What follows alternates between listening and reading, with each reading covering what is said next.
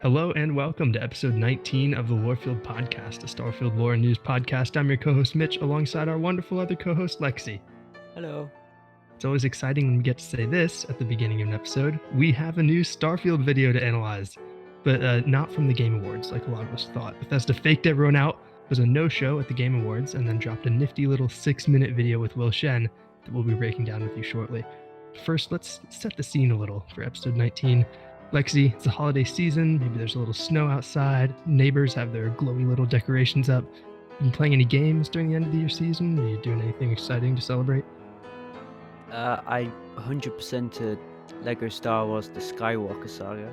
All the achievements, 100% of the game. And I never want to play it again. And I've been playing too much Choo Choo Charles. That game, I should be terrified of that train, but I'm not.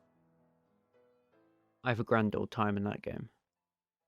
I've seen a little bit of the game on YouTube, and I just want to say rest in peace, Eugene. Eugene didn't deserve his fate. No, absolutely not. I gotta say though, Skywalker Saga, I've kind of wanted to pick it up because I know it's like a huge, I don't know if departure is the right word, but like it's different from the other Lego Star Wars games. You said you didn't want to play it again, but you 100% of this. So like, did you like it? Oh, I loved it. It's just, there's nothing to do for me in the game. Oh, there's no like end game stuff. No, once you've 100%ed, it's pretty much just do what you want. You've got all the characters or the ships. Do what you want. Though Gotcha. I don't find the fun in that. I mean, it's Lego. It's fun for the time you play it, but after you've built it or completed it in this case, you're probably never going to touch that Lego set again. And unless you're a collector and you like have the basements or attics full of like, or in some cases an entire room, and it's like a Lego city in there. And my only question is, how much money are you making? Like, Lego's expensive. Must have a good job. Yeah, I think a lot of them have like trading groups and stuff where they can get their sets. But yeah, point stands. They're not cheap. I'm having a good time, good holiday break as well. It's good to be home from school for a little bit.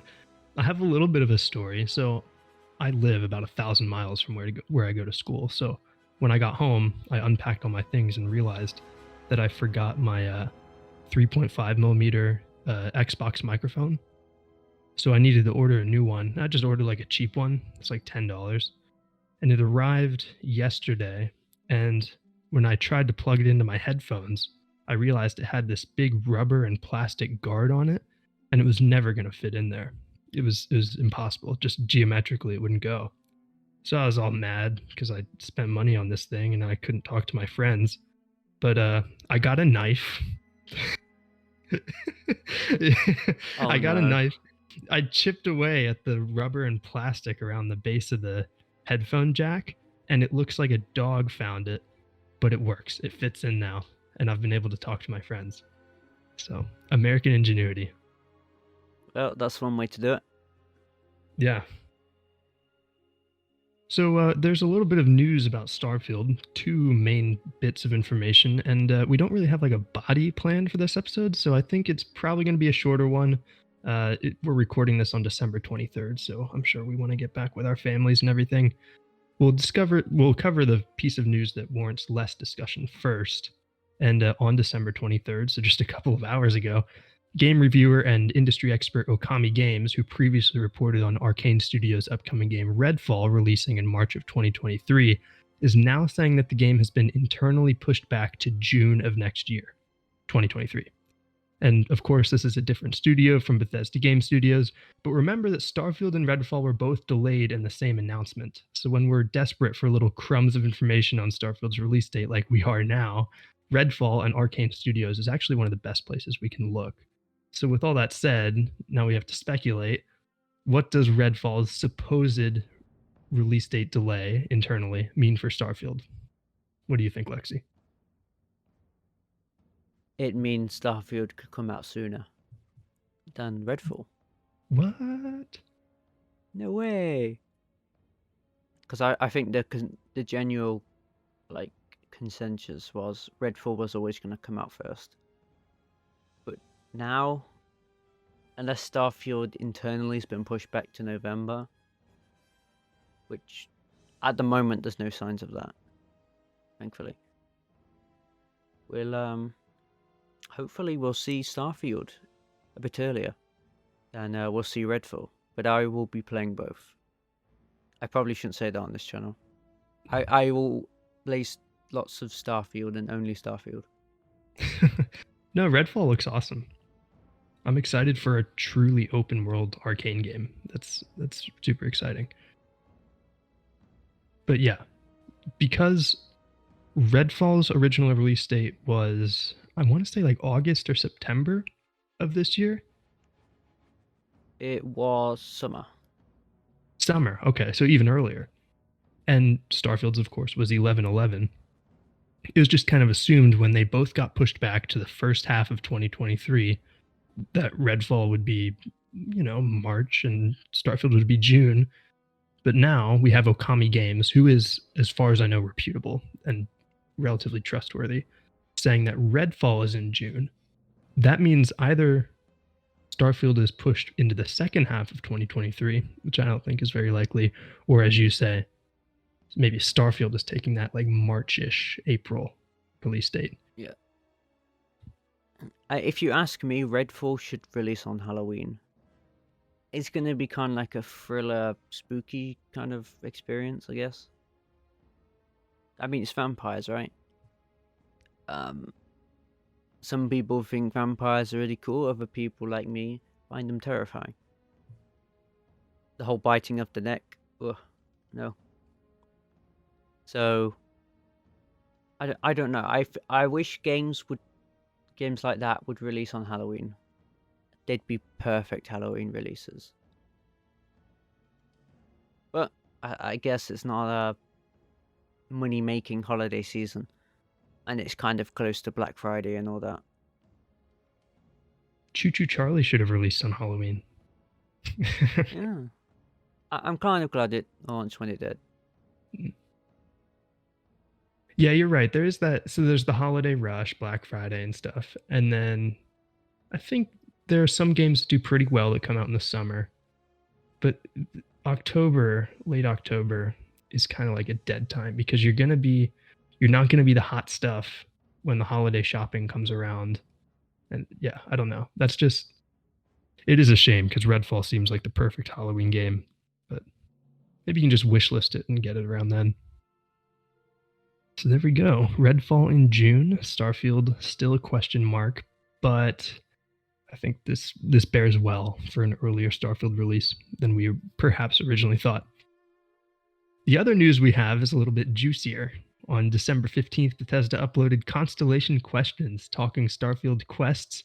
Community director Jess Finster was joined by Starfield's lead quest designer, Will Shen. Will Shen is a Bethesda veteran. We've talked about him in a couple episodes previously. And depending on who you ask, he is the top candidate as the heir to the Todd Howard throne. He was the lead writer for Fallout 4's Far Harbor expansion, which was very well received by critics and fans alike. And now, as his title suggests, he's in charge of Starfield's quests and is overseeing the main quest line. He had a couple of things to share about Radiant quests, companions, factions, and we're going to dive in. So they first started talking about random encounters. And if you remember from previous Bethesda games, typically you'll find an NPC along the road. Sometimes they'll fight you. Sometimes it's two people fighting and you have to pick one side to help. This time, Starfield's equivalent of those encounters is going to be entire locations that can dynamically place themselves on a planet. So they're going up in scale here, kind of proportionally with the map size. The size of the random encounters go up too. The ambition's going higher and higher. But I wonder what the limitation is. Because there's that famous Todd Howard quote, you can do anything, but you can't do everything. It's not quite as famous as the it just works, but... Because if there's a generated town, right? Does it stay there? Is it unique to you? Is it Like, what's the limitation? Is it random, or is it kind of like No Man's Sky, where it's random, yes, but it's following a formula? So if you go to the same system as your friend, it's the same system for both of you, no matter who arrives there first. It will generate the same way. Or is it truly random generation, where this random town will be nowhere near where it spawned for you, under a different name? And same for the dungeon, with the dungeon, switch places. Or are there like key spots where they can spawn, and depending on the spot, the name, and then it's kind of a bit more predetermined.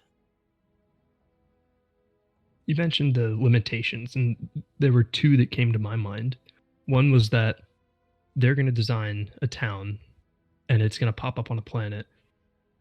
Could the look of the town not match the environment of the planet it's in? So, for example, they build a village that looks like it's on a very hot planet. So, like lots of awnings for shade and stuff. And lo and behold, it's on a frozen, dark Arctic planet. They have controls they can put in place to avoid that. But the other problem I was thinking is repetition. So there are going to be 1,000 planets in the game. There's not going to be 1,000 villages that they handcraft place. I mean, maybe, but I highly doubt it. So hopefully there's some variation, like maybe within the villages themselves, or in the activity that the activity you get from the town can be mixed and matched with other ones to reduce that repetition. But really interesting tech they're using for sure. Actually, it makes me wonder how much of this is going to transfer to Elder Scrolls 6. Because there was a quote from the other month, or was it this month? It was either a quote or a leak that Test 6 might not be as big as Starfield is. Oh, what a shocker. Yeah, I on paper, people, I think we did talk about this on the show. So it makes sense, right? Starfield is a 50 light year radius of the settled systems. Elder Scrolls always do one province, although we could get two this time. But don't get your hopes up.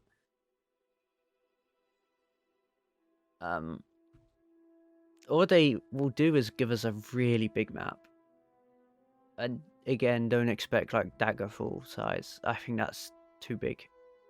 I want to actually complete this game. Especially with... if Bethesda made Daggerfall today, they wouldn't make it the same way. They, it'd probably be very different. So, like, how much of this tech are they going to carry over? Like, are they going to use... say this tech is based on a formula kind of thing.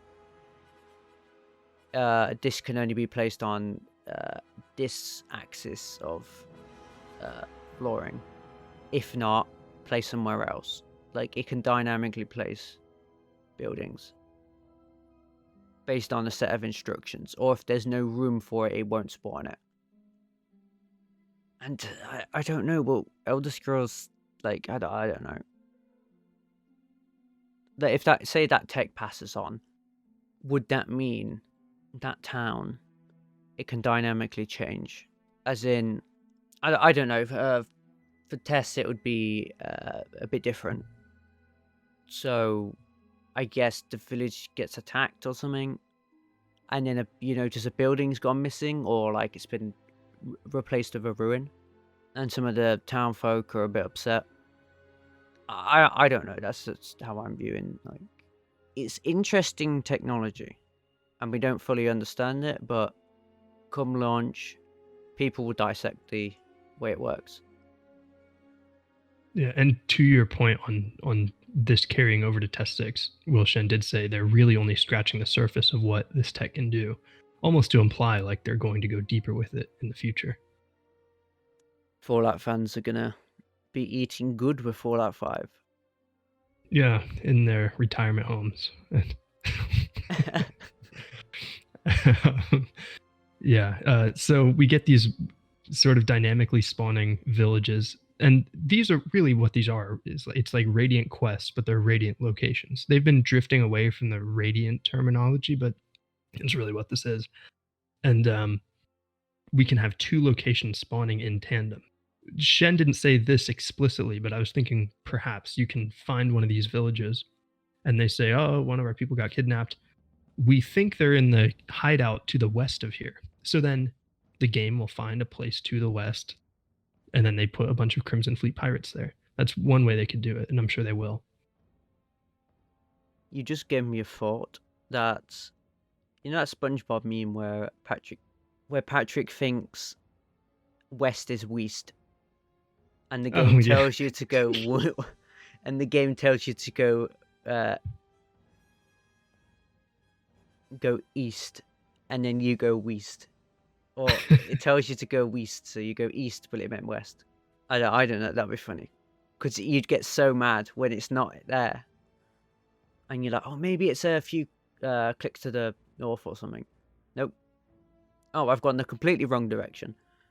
I just think that'd be funny. So yeah, there we go. We have those dynamic locations that can spawn radiant locations, I'll call it. I like the radiant terminology, so I'm going to keep using it. We also found out that very early on in the main quest, the game takes us back to Sol, our home solar system, and it's known in the game as the Old Neighborhood. So we used to live there, now we don't. It's the Old Neighborhood. The one thing that does imply is Earth ain't the central point of power. It's the old neighborhood. Earth be making no more laws. Probably. Yeah, he did say that something has happened on Earth. They've been very intentionally vague about the status of Earth. But yeah, I'm still a big fan of the impact theory. It's gone. What if it's a virus? Could be. It was made during COVID. Wait. Oh, something just popped in my head. There's a thing coming up, or supposedly coming up, called the fertility crisis. The premise is birth rates are going down. And by 2100, there's going to be a massive collapse in the population. And companies are working on technology.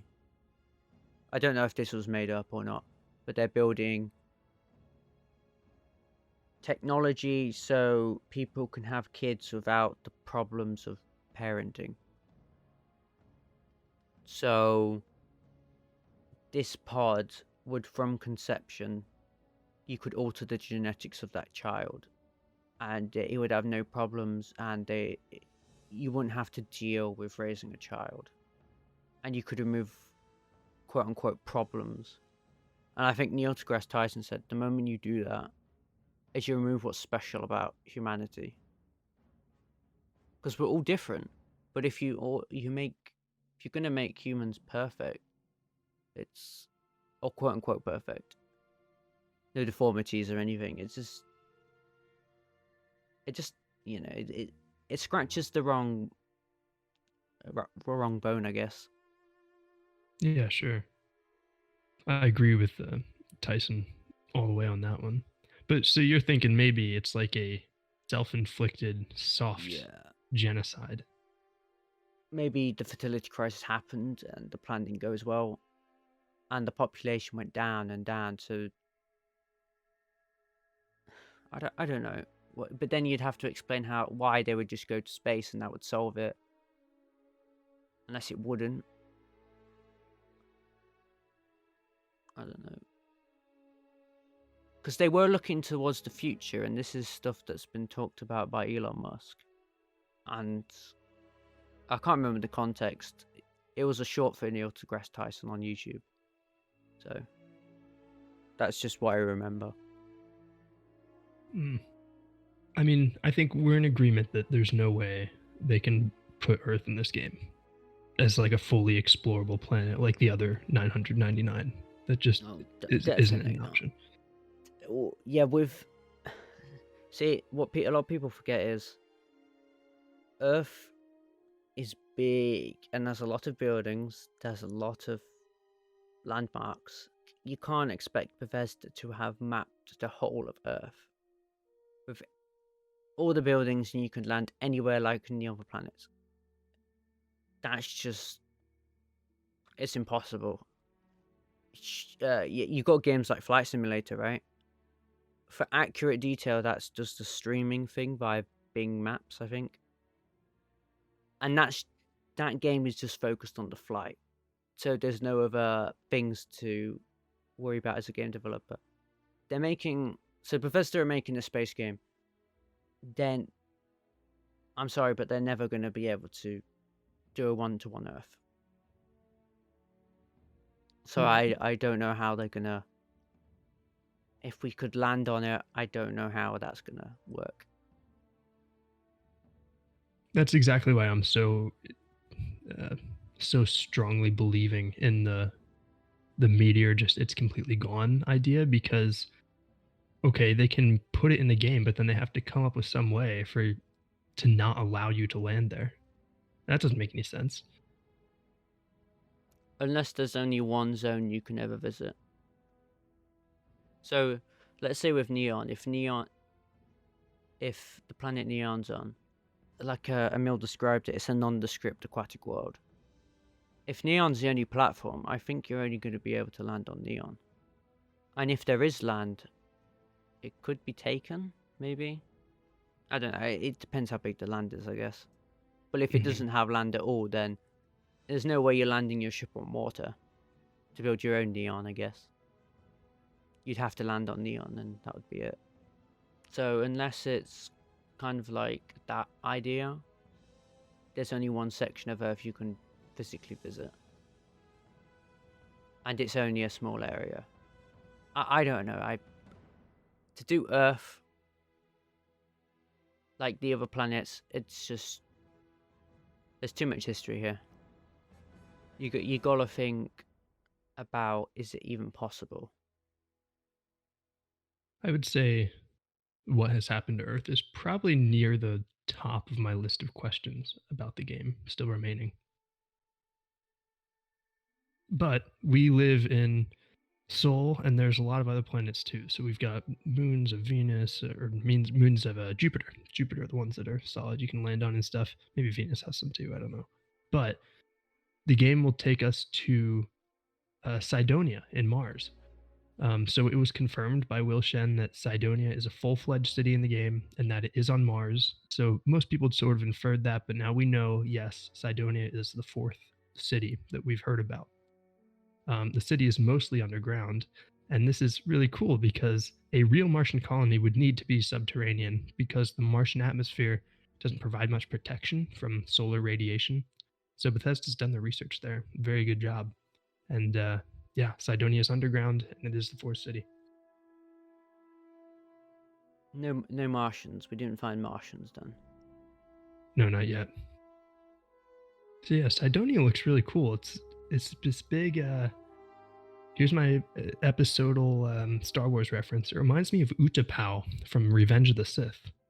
That big sinkhole. Is that in the Skywalker saga? Utapau.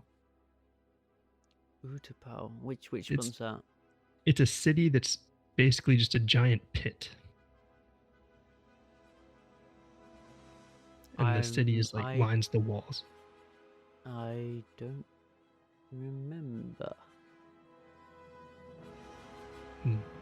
It's a pretty cool city, but that's kind of what Cydonia reminds me of. Just this giant pit that people built a city into, and it looks like the pit was probably excavated rather than like naturally found, and we just built into it. But still,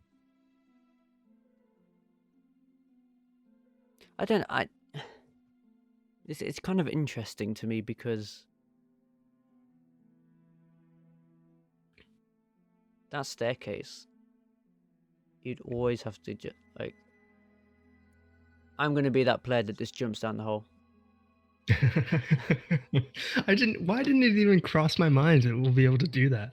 It will make things easier, but getting out is gonna you're still gonna have to use the stairs. So I get it's realistic, but goddamn stairs. Maybe you can fully upgrade your jetpack and get out of there. By the way, that's not an actual like complaint, as if I'm moaning. I just think it's funny. I'm gonna Yeah. jump down the hole and complain when I have to walk up the stairs. Like most video game protagonists, will have very strong legs. Yes. You'll be able to run marathons without your player crawling on the floor at the end and passing out for a few hours. You just wake up on the Martian surface with a smoggy helmet from all that heavy breathing. That'd be funny. Yeah. I still want to know if more oxygen-rich planets will give you more stamina. Because they should. If okay, so I don't know how much you know this, but oxygen will determine arthropod sizes. So if there's anything like insects on a world where there's more oxygen, they're going to be bigger. Let's just hope there's no arachnids. Yeah. So does that mean there's a lot of oxygen in Australia? I mean, there's a massive hole in the ozone there. No, I think that's just temperature based. Dragonflies used to be like the size of your dog, like a big dog. I just brought up that interesting fact because you brought up there'd be more oxygen-rich planets. Here's another thing though. What if the atmosphere is that oxygen-rich that if you went to go and light a match, everything just combusts? That's awesome. Oh yeah, yeah.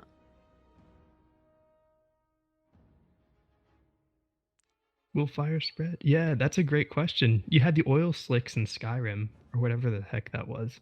It's, Yeah. fire spread when you used flames on them. Yeah, people forget oxygen is flammable in high concentrations. Well, I don't know if people forget, but you certainly don't think about it because we breathe in oxygen, we exhale carbon dioxide, and then nature breathes in carbon dioxide and breathes out oxygen. This is why we need the trees, everyone. Yeah, nice little symbiosis we've got with the trees. I forget how many trees it is that you need to compensate for the oxygen intake and CO2 output of one human, but it's a lot. Certainly is. One thing I really want to do in Starfield, I doubt we'll be able to do this, but I would love flammable like buildings and stuff so I can burn down like a farmer's hut. Mitch, Out in the middle. why would you do that? I mean, this is the same guy that said he was going to make his parents fight to the death in the game. Yes. So, and your dad watches this. yeah, I know. I got a text about that after that episode went up, but Oh no.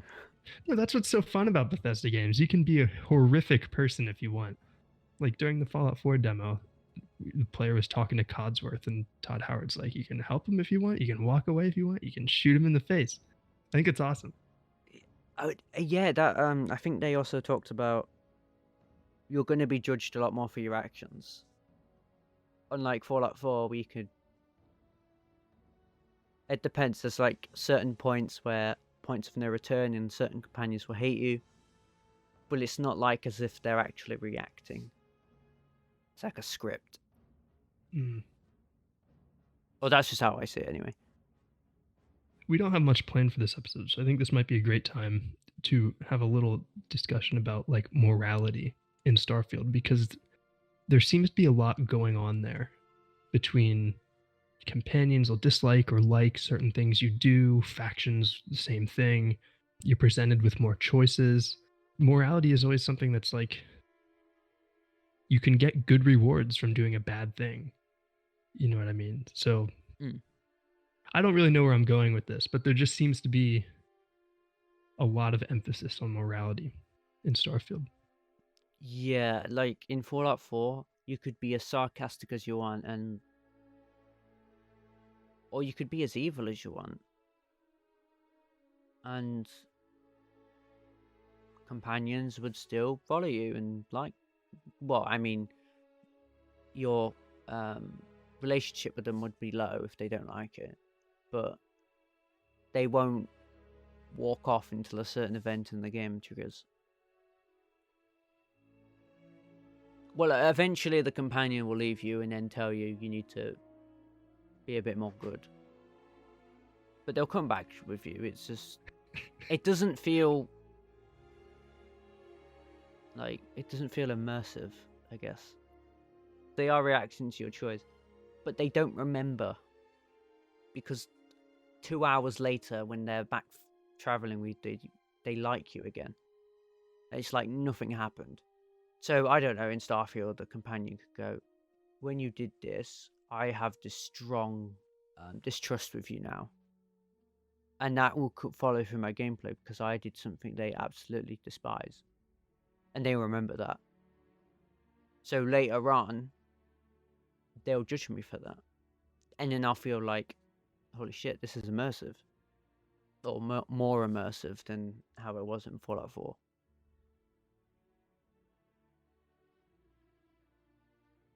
So Will Shen also talked about the main quest in Starfield a little bit, and he didn't go into details about storylines, but he did talk about the way it will interact with factions in the game. And he was asked whether we can join all factions or if joining a faction will lock off some of the others, like in Fallout 4. Recall in Fallout 4, you kind of had to pick which faction you wanted to complete the main quest in, and that would lock you out from all the others. And it sounds like the game will, the word Will Shen used was give us a tour of all the major players in the settled systems. So you'll hop around and be introduced to all of these factions, and then you'll be able to join all of them. There will be none that are locked out because you joined another one. So no Skyrim Civil War sort of thing going on there. So I kind of like this. Like it sounds like the main quest will do like a mile wide, inch deep look at all the factions, and then it's up to the player to go into the faction quest lines themselves to go deeper. I think that's a good interpretation, to be honest, because I think there will be a point where you will have to make a decision. You're gonna probably end up at a crossroad if the factions are as heavily tied to the main quest as they were in Fallout. So, yeah, I think that's interesting. Yeah, and he went on to say that within each faction is where the player can make choices and influence, the direction of the factions. And he used the example of the Freestar Rangers. The player can apparently choose what is valued more between justice and industry. So maybe we find something dirty going on with a corporation and we can let it slide, or jail the top gun of the corporation. But yeah, I'm, I'm glad that they're finding a way to let us experience all the faction content and also still have an impact on them in a meaningful way. I will sabotage the Freestar Collective and All right. make sure the United Colonies get all the praise. Okay. And I'm guessing you're going to do the complete opposite. Yeah, I'm gonna try to invade New Atlantis with the Freestar Collective. That would be funny. That would probably be terrible. Dude. You get shot out of the sky, but your capital ship manages to crash in like that big building in New Atlantis. Oh. Yeah, I don't think that would go well for the Freestar Collective. No, it wouldn't go very well at all. A direct assault is like, I guess, suicide. And that goes for the UC going just straight to Aquila City. I think it's suicide either way. They'd lose a lot of folks, but I think they would probably be successful if they sent enough force. Counterpoint, the United Colonies could have the same idea and send their ships to Aquila City. So The Freestar capture New Atlantis, and the United Colonies capture Aquila City. Oh no, I was actually going against my own faction. I'm saying I don't think Freestar Collective. Okay. Yeah, I don't think Freestar can get New Atlantis no matter what they do. But I think I don't think the opposite is true. I think with enough people, the United Colonies could probably take Aquila City. Probably. I think it might be a bit controversial to do that politically. So, as we know, politics run the world. So I don't think a political power would just do that. Especially if it's a democracy. Sort of tying into the discussion of morality, and war is closely related to morality as well. So the last big notable thing that Will Shen talked about was companions and their interaction with the main quest. So during main quest decision making, companions will often add their opinions or suggestions on what you should do. So your choice will then impact your relationship with that companion. If you do what they don't like, then they'll like you less, sort of thing. And if there's a decision that you aren't sure about, you can actually turn to your companion and say, like, handle this for me, and they will do a persuasion check, or they'll make a decision for you, and you'll have to deal with the consequences of that. Will Shen also added that the companions will do the standard Bethesda companion functions, like fighting in combat alongside you, taking your things, going over there and waiting here, that sort of thing. And they will crew the ship. So that's a little detail that we weren't sure about, the differentiation between crew members and your companions. We now know that, yes, your companions can crew the ship. So that's everything we learned in Constellation Questions, talking Starfield quests. Lexi, did you have any like closing thoughts just about this new video? 6 minutes. No closing thoughts. Give us the next one. All right, then. I think we can move on to recommendations then. I think I went first last time, so no, you did. But you go first again. Merry Christmas. I'm going to recommend Lego Star Wars: The Skywalker Saga. It's a very fun game. If you grew up on Lego, this is just the complete saga but bigger.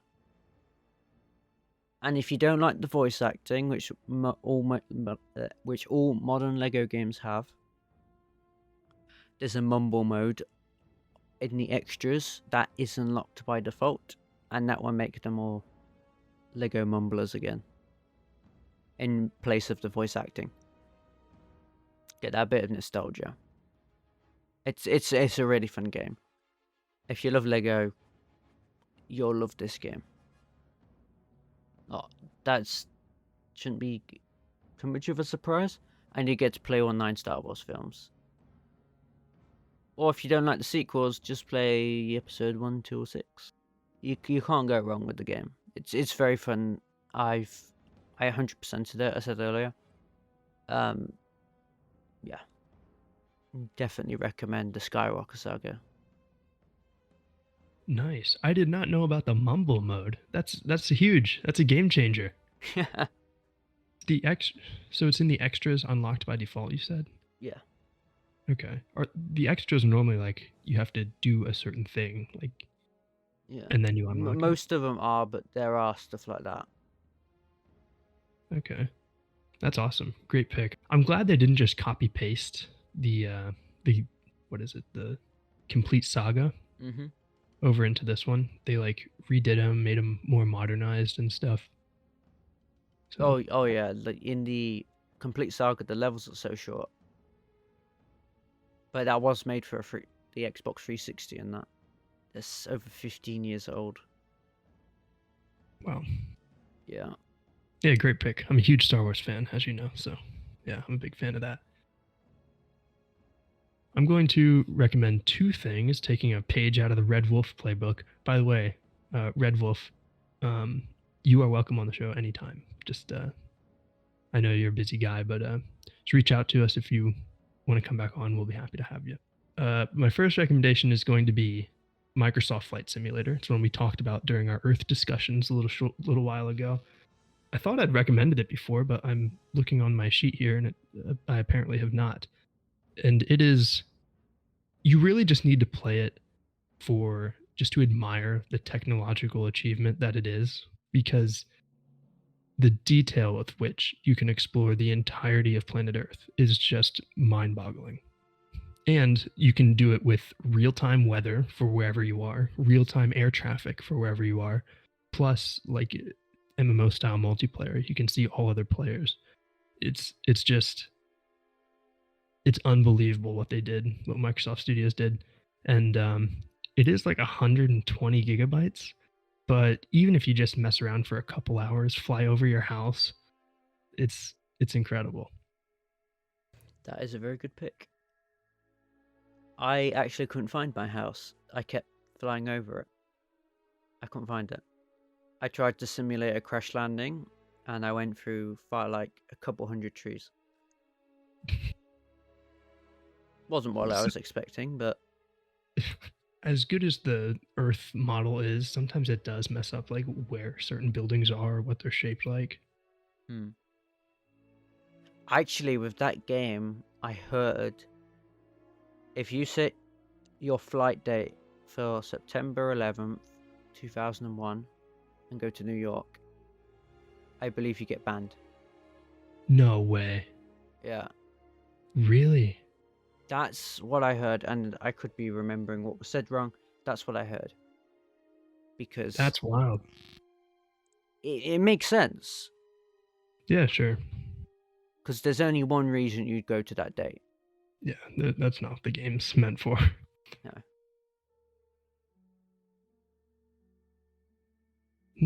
So that was just a thing I heard about the game.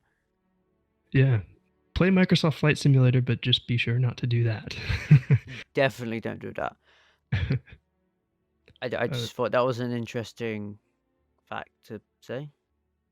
Yeah, I learned about the something game. new. I wouldn't try it, but I can't remember the context I heard it in.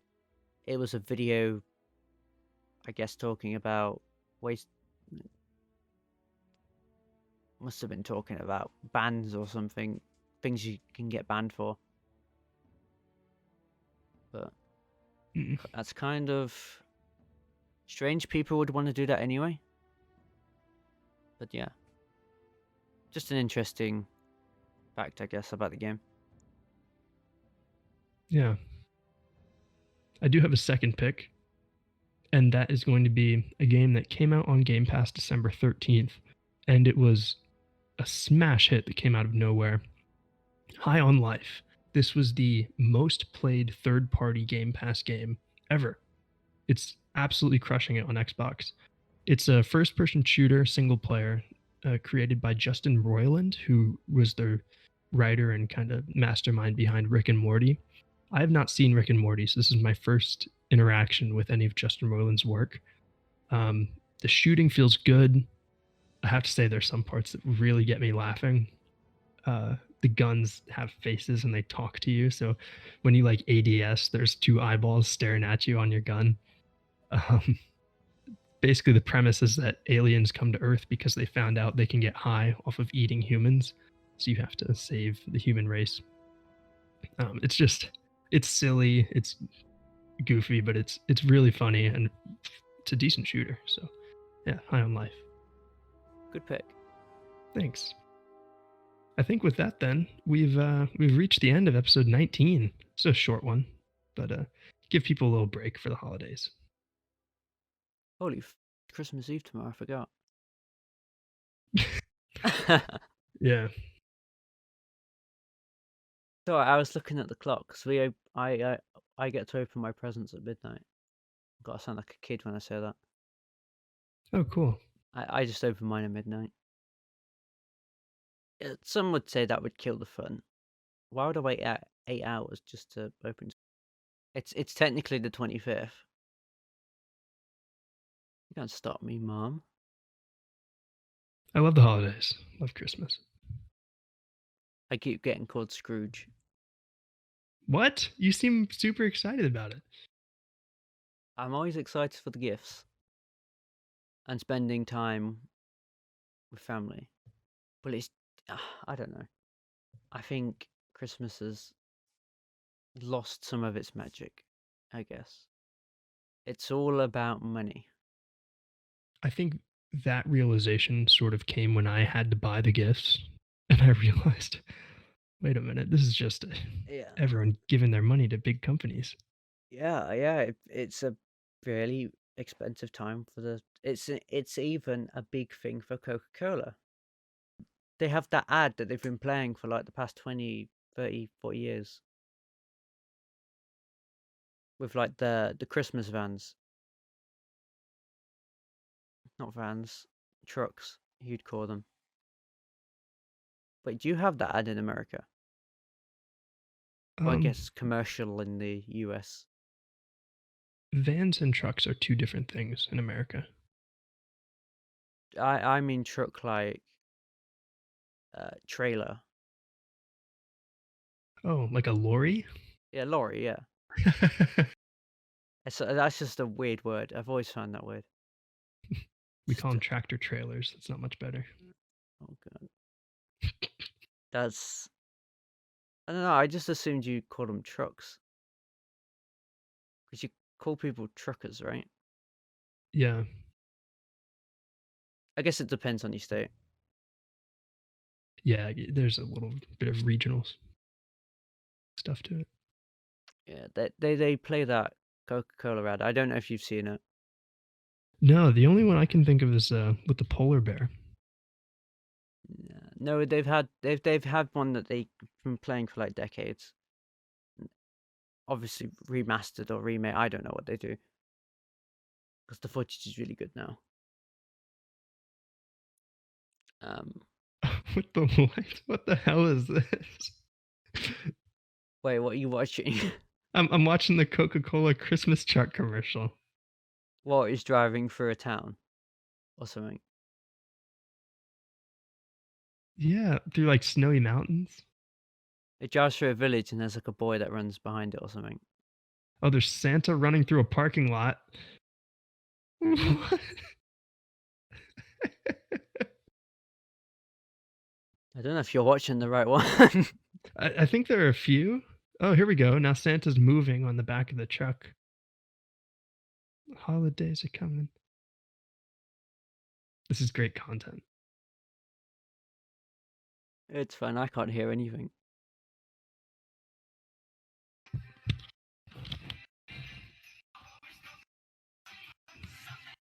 Well, Can you hear careful. that? Yeah. I feel like we're gonna get a copyright strike. Yeah, maybe. See what you can do in editing. Okay. How have I never seen this?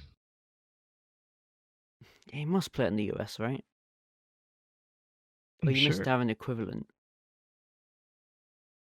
Yeah. Someone commented, I don't know about you guys, but I always get the chills running down my spine. This is my favorite Christmas advert of all time.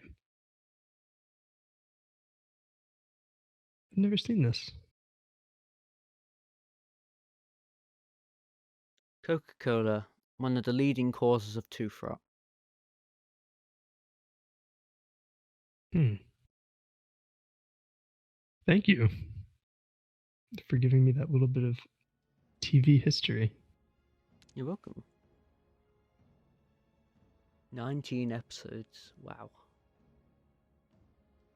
Yeah, And half of those haven't had any news relations. that's right.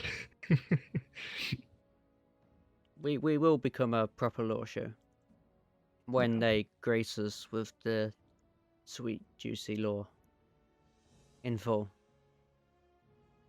and not the table scraps. Mm-hmm. Yeah. Tales from the Settled Systems is still happening. I have a very early script for the second installment of that, so still a few weeks out from that at least, but there will be more of those. And wow, just it's the end of the year, so it's a good time for reflection and stuff. Just think about like the first episode we did where I was using my Xbox gaming headset to record the podcast. I think that was the first one or two episodes. And I was using Windows Movie Maker to actually edit. Really? Yeah. For the first two episodes were on Movie Maker, and I had to render the whole thing twice. Once I Oh, was editing the footage, and the next time I made it an audio file, set an image to play for like the length of the video, and then put the recently rendered audio into the audio bar, and then render it again. So there's an overlay. I had to use Movie Maker hacks. wow. That's funny. How far we've come. How far we've come indeed. Alrighty. So, that was episode 19 of the Lorefield podcast.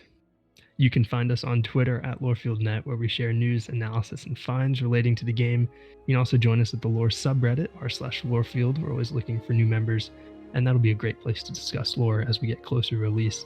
We're on YouTube as Lorefield, and you can subscribe for all of our podcasts and some other video content, such as more tales from the settled systems. We have a Discord, so you can join us and some wonderful members of the Starfield community for lore discussion and more. Thanks so much for listening, everyone. We'll see you next time. Bye all.